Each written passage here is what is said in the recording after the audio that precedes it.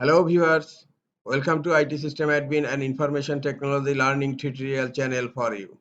Today in this tutorial I am going to show you how to enable OneDrive notification sound on Windows 11 computer.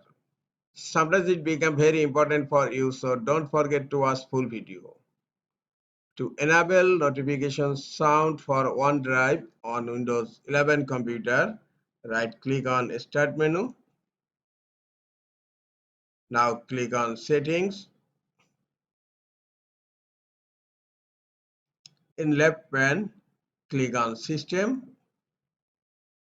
Now click on Notifications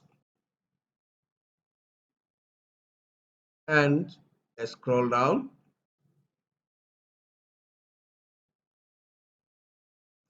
Here you will find OneDrive under Notifications from apps and other senders. Just turn OneDrive on and then click on drop down menu here. Here you will find an option play a sound when a notification arrives. Now it's turned off. Just click here to turn it on. Now notification sound for OneDrive on Windows 11 computer is turned on.